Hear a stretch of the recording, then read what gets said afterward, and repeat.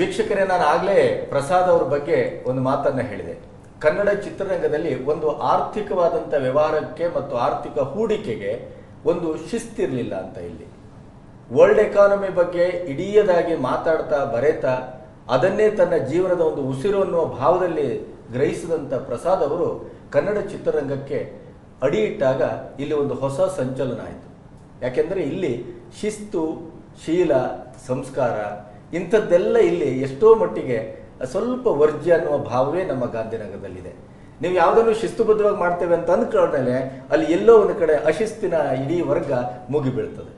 ಇಂಥ ಒಂದು ವಾತಾವರಣ ಕೂಡ ಸೃಷ್ಟಿಯಾಯಿತು. ಆದರೆ ಈವರೆಗೆ 5 ಸಿನಿಮಾವನ್ನು ವಿತರಣೆ ಮಾಡಿ ನಿರ್ಮಾಣಕ್ಕೂ ಇಳಿದು ಮತ್ತೆ ಬೇರೆ ಬೇರೆ ರೀತಿಯ ಬಂದ ತಕ್ಷಣವೇ ಬಹಳ ದೊಡ್ಡ ದೊಡ್ಡ ಸೆಗ್ಮೆಂಟಿನ ಸಿನಿಮಾಕ್ಕೆ ಕೈ ಹಾಕಿ ಅಲ್ಲಿಯೂ ತನ್ನ ಸಾಮರ್ಥ್ಯವನ್ನು ರುಜುಪಡಿಸಿ ಪ್ರಸಾದ್ ಅವರು ತಮ್ಮ ನಡೆಯನ್ನು 6 ತಿಂಗಳಲ್ಲಿ ಬಹಳ ನಿಚ್ಚಳವಾಗಿ ತೋರಿಸಿದ್ದಾರೆ. ಕೆಲವು ವಾದಗಳು ಹುಟ್ಟಿದಾವೆ, ವಿವಾದಗಳು ಹುಟ್ಟಿದಾವೆ. ಅವ್ರು ಯಾಕೆ ಅಂತಂದರೆ ನೇರವಾಗಿ ಮಾತಾಡ್ತಾರೆ, ಒಳಗೊಂದು ಹೊರಗೊಂದು ಇಲ್ಲ, ಹಿಂದ್ಗಡೆ ಮತ್ತೊಂದು ಮಾತಾಡೋದು ಎದುರುಗಡೆ ಮಾತಾಡೋದು ಅಂತಿಲ್ಲ. ನೇರ ಮತ್ತು ನಿಷ್ಠುರವಾಗಿ ಮಾತಾಡಿದಾಗ ವಾದಗಳು, ಪ್ರತಿವಾದಗಳು, ಮಾತುಗಳು ಹುಟ್ಟುಕೊಳ್ತವೆ. ಇವೆಲ್ಲ ಹಿನ್ನೆಲೆಯಲ್ಲಿ ನಾನು ಇವತ್ತು ಪ್ರಸಾದ್ ಅವರನ್ನು ನಮ್ಮ ಸುದ್ದಿ ಮನೆಗೆ ಕರೆದ ಉದ್ದೇಶ ಇಷ್ಟೇ.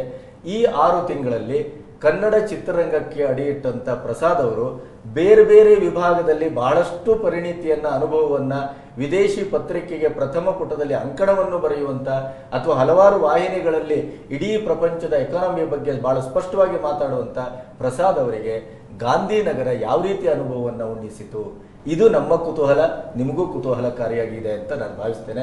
ಆ ಕಾರಣಕ್ಕಾಗಿ ಪ್ರಸಾದ್ ಅವರನ್ನು ಅತ್ಯಂತ ಪ್ರೀತಿಯಿಂದ ಸ್ವಾಗತಿಸ್ತಾ ಇದ್ದೇನೆ. ನಮಸ್ಕಾರ ಸರ್. ಹೇಳಿ ಸರ್, ಇಲ್ಲಿಯ ಅನುಭವವನ್ನು. ಇಲ್ಲಿಯ ಅನುಭವ ಚೆನ್ನಾಗೇ ಇದೆ. ಯಾವುದೇ ಆದರೂ ಅನುಭವ ಮೊದಲ ಬಾರಿಗೆ ಸ್ವಲ್ಪ ಆ ಕಡೆ ಈ ಕಡೆ ಆಗುತ್ತೆ.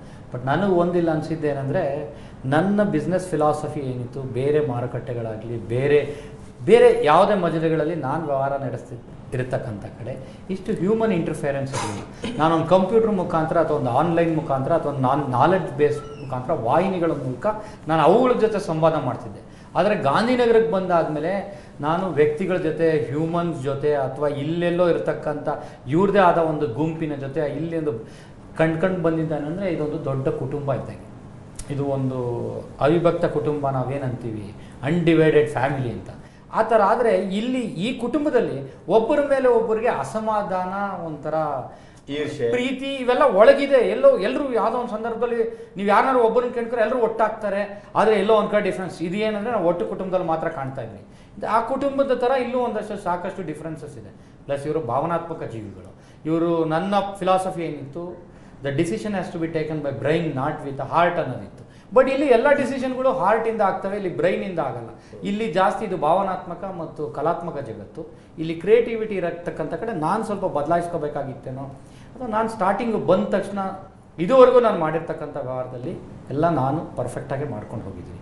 ಎಲ್ಲ ಅದರ ರಿಸಲ್ಟ್ಸ್ ಒಂದು ಕಡೆ ಚೆನ್ನಾಗಿ ಬಂದಿರ್ಬೋದು, ಒಂದು ಕಡೆ ನಿರೀಕ್ಷೆ ಮಟ್ಟ ಮುಟ್ಟದೇ ಇರ್ಬೋದು, ಎಲ್ಲೋ ಕೆಲವು ಕಡೆ ವ್ಯವಹಾರದಲ್ಲಿ ಟರ್ಮ್ಸ್ ಆ್ಯಂಡ್ ಕಂಡೀಷನ್ಸ್ ಡಿಫ್ರೆನ್ಸ್ ಆಗಿರ್ಬೋದು, ಅಥವಾ ನಾವು ವಾಪಸ್ ಹೋಗಿರ್ಬೋದು. ಇದೆಲ್ಲ ನನಗೆ ಯಾರ ಮೇಲೆ ವೈಯಕ್ತಿಕವಾಗಿ ಬೇಸರ. ಗಾಂಧಿನಗರದಲ್ಲಿ ಇಂಥದ್ದೊಂದು ಚಾಳಿಯೇ ಇದೆ. ಏನು ಅಂದರೆ, ಯಾರೋ ಒಬ್ಬ ದುಡ್ಡಿದೆ ಅಂತ ಗೊತ್ತಾದಾಗ ಅವನನ್ನು ನಿರ್ಮಾಣಕ್ಕೆ ಎಳೆಯುವುದು, ಅವನನ್ನು ಸುಲಿಯುವುದು, ಮತ್ತು ಅವನ ಗಾಂಧಿನಗರಕ್ಕಿಂತ ಜೀವಮಾನದಲ್ಲಿ ಮುಖ ಹಾಕಬಾರ್ದು, ಆ ರೀತಿ ಅವನನ್ನು ಮಾಡಿ ಕಳಿಸುವಂಥ ಒಂದು ವಿದ್ಯೆ ಇಲ್ಲಿದೆ. ನಿಮ್ಮಲ್ಲೂ ದುಡ್ಡಿದೆ, ಇವರು ಹೆಚ್ಚು ದುಡ್ಡಿಟ್ಕೊಂಡು ಬಂದಿದ್ದಾರೆ, ಇವರನ್ನೇ ಚೆನ್ನಾಗಿ ನಾವು ಯೂಸ್ ಮಾಡಿಬಿಡ್ಬೋದು ಅಂತ ಹೇಳಿ ನೀವು ಹೇಳಿದಾಗೆ ಶಾರ್ಟ್ ಟರ್ಮ್ ಅಂದರೆ ಈ ಕ್ಷಣಕ್ಕೆ ಮಾತ್ರ, ನಾಳೆ ಪ್ರಸಾದ ಬೇಕು ಅನ್ನುವಂಥ ಭಾವದಲ್ಲಿ ಬಂದಿಲ್ಲ ಅಂತ ನನ್ನ ಭಾವನೆ ಹೇಳ್ತೀನಿ. ಸರ್, ನನ್ನ ಹತ್ರ ಏನು ತುಂಬ ದುಡ್ಡಿದೆ ಅಂತ ಹೇಳ್ತಾರಲ್ಲ, ನಾನು ವ್ಯವಸ್ಥಿತವಾಗಿ good organiser of the capital. ಯಾವುದೋ ಒಂದು ಬಿಸ್ನೆಸ್ ಮಾಡುವಾಗ ನನ್ನ ಹತ್ರನೇ ಇರಬೇಕು ಅಂತಿಲ್ಲ. ಲ್ಯಾಂಡ್, ಲ್ಯಾಬರ್, ಕ್ಯಾಪಿಟಲ್ ಅನ್ನೋದು 3 ಪದ ಬರ್ತದೆ. ಅದನ್ನು ಆರ್ಗನೈಸ್ ಮಾಡುವಂಥ ಶಕ್ತಿ ಇದೆ. ನಾನು ಅವರನ್ನು ದೋಷಿ ಮಾಡೋ ಬದಲು ಅವ್ರು ಹಿಂಗೆ ಶಾರ್ಟ್ ಟರ್ಮ್ ಮಾಡಿದ್ರು, ಅವ್ರು ನನ್ನ ನಿರ್ಮಾಣಕ್ಕೆ ಕೇಳಿದ್ರು, ಅವ್ರು ಡಿಸ್ಟ್ರಿಬ್ಯೂಷನ್ ಟೈಪ್ ಮಾಡಿ, ನಾನು ಸ್ವಲ್ಪ ಭಾವನಾತ್ಮಕ ಜಗತ್ತಿಗೆ ಬಂದಾಗ ಸ್ವಲ್ಪ ಎಮೋಷನಲ್ ಆದ್ನೇನೋ ಇನಿಷಿಯಲ್ ಫೇಸ್ನಲ್ಲಿ ಇದನ್ನು ಸರಿಪಡಿಸ್ಕೋಬೇಕು. ಸರ್, ಯಾರು ಮೋಸ ಮಾಡೋರು ಇರ್ತಾರೆ ಅಥವಾ ತಪ್ಪದಾರಿ ತಪ್ಪಿಸೋರು ಇರ್ತಾರೆ ಅಂದರೆ, ಆ್ಯಸ್ ಅನ್ ಎಫಿಷಿಯೆಂಟ್ CEO ನನಗೆ ಅದನ್ನು ಓವರ್ಕಮ್ ಮಾಡೋಷ್ಟು ಎಫಿಷಿಯನ್ಸಿ ಇರಬೇಕಾಗಿತ್ತು.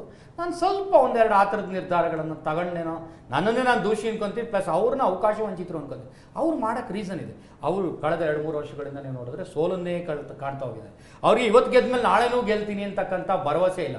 ನನಗೆ ನಾನು ಹೇಳ್ತೀನಿ, ನಾನು ಕೋಮಾ ಸ್ಟೇಜ್ಗೆ ಹೋಗೋವರೆಗೂ ನನ್ನ ತಲೆಯಲ್ಲಿರ್ತಕ್ಕಂಥ ವಿದ್ಯೆನೋ ನನಗೆ ಗೊತ್ತಿರೋ ವಿದ್ಯೆಯಿಂದ ನನಗೆ ಹಣ ಬರ್ತದೆ ಅನ್ನೋ ಕಾನ್ಫಿಡೆನ್ಸ್ ಇದೆ.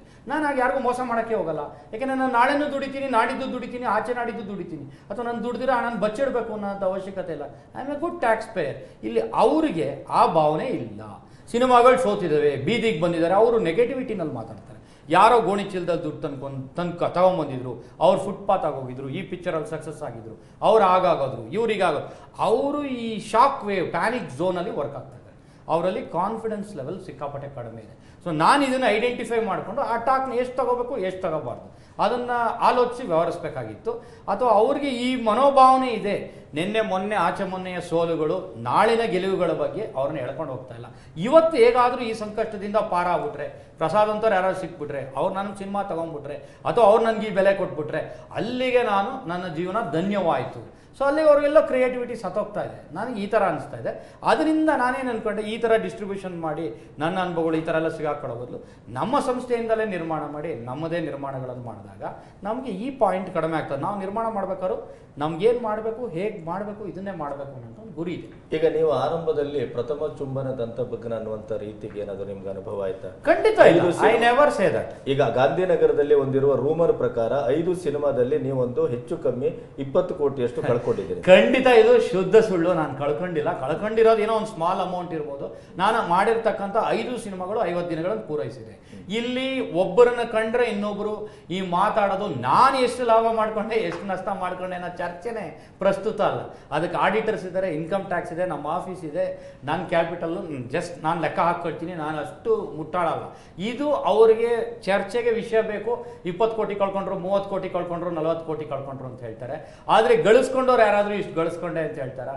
ಅದರಿಂದ ವ್ಯವಹಾರಿಕವಾಗಿ ಲೆಕ್ಕ ಹಾಕಿದ್ರೆ, ನಾನು ಮುಂಚೆನೇ ಹೇಳಿದೆ, as a business prudent businessman, ನನ್ನಲ್ಲಿ ಸಿನಿಮಾ ಹೇಗೆ ಮಾಡಿದ್ದಾರೆ, ಒಳ್ಳೆ ಸಿನಿಮಾ ಮಾಡಿದಾರಾ, ಕೆಟ್ಟ ಸಿನಿಮಾ ಮಾಡಿದಾರಾ, 50 ದಿನ ಹೋಗಿದೆಯಾ, 100 ದಿನ ಹೋಗಿದಾರಾ, ಇದ್ರ ಮೇಲೆ ಚರ್ಚೆ ಪ್ರಸ್ತುತ. ಎಷ್ಟು ದುಡ್ಡು ಮಾಡಿದ್ದಾರೆ, ಎಷ್ಟು ದುಡ್ಡು ಕಳ್ಕೊಂಡಿದ್ದಾರೆ, ಇದು ನನ್ನ ವೈಯಕ್ತಿಕ ಬ್ಯಾಲೆನ್ಸ್ ಶೀಟಿಗೆ ಸಂಬಂಧ ವಿಚಾರ. ನಾವು ಜನತೆಗೆ ಒಳ್ಳೆ ಸಿನಿಮಾ ಕೊಡಬೇಕು. ಸಿನಿಮಾ ಹೇಗಿದೆ ಇದ್ರ ಬಗ್ಗೆ ಮಾಧ್ಯಮಗಳಾಗಲಿ ಇದ್ರ ಬಗ್ಗೆ ವಿಶ್ಲೇಷಕರಾಗಿ ಮಾತಾಡಬೇಕೇ ಹೊರತು, ನನಗೆಲ್ಲೋ ಜ್ಞಾಪಕ ಬರುತ್ತೆ, ರಾಘಣ್ಣ ಅವರು ಒಂದಿನ ಫ್ರಸ್ಟ್ರೇಟ್ ಆಗಿ ಅಣ್ಣ ಬಾಂಡ್ ಮ್ಯೂಸಿಕ್ ಇದರಲ್ಲಿ ಹೇಳಿದ್ರು, ನಮ್ಮ ಪತ್ರಕರ್ತರು ಮಾಧ್ಯಮದವರೇ ನನಗೆ ನಮ್ಮ ಕಂಪನಿಲಿ ಆಡಿಟರ್ನ ತೆಗೆಸಾಕಷ್ಟು ಬುದ್ಧಿವಂತರಾಗಿದ್ದಾರೆ, ಅವ್ರಿಗೂ ಎಲ್ಲ ನನ್ನ ಥರನೇ ಅನುಭವ ಆಗಿರಬೇಕು. ಅದರಿಂದ ನಾನು ಈ ಹಣದ ಲೆಕ್ಕಾಚಾರನ ಪಬ್ಲಿಕ್ ಆಗಿ ಮಾತಾಡೋದು ಇದು ರಿಕ್ವೈರ್ಡೇ ಅಲ್ಲ ಅಂತ ಹೇಳಿ. ಸರ್ ಹ್ಯೂಜ್ ಆಗಲ್ಲ. ಚಿತ್ರಕ್ಕೆ ಏನು ಬೇಕು, ಒಂದು ರಾಜಮನೆತನದ ಲವ್ ಸ್ಟೋರಿ ಸಿನಿಮಾ. ಅದು ರಾಜಮನೆತನನ ನಾನು ಗುಡಿಸ್ಲಲ್ಲಿ ಶೂಟಿಂಗ್ ಮಾಡೋಕ್ಕಾಗತ್ತಾ?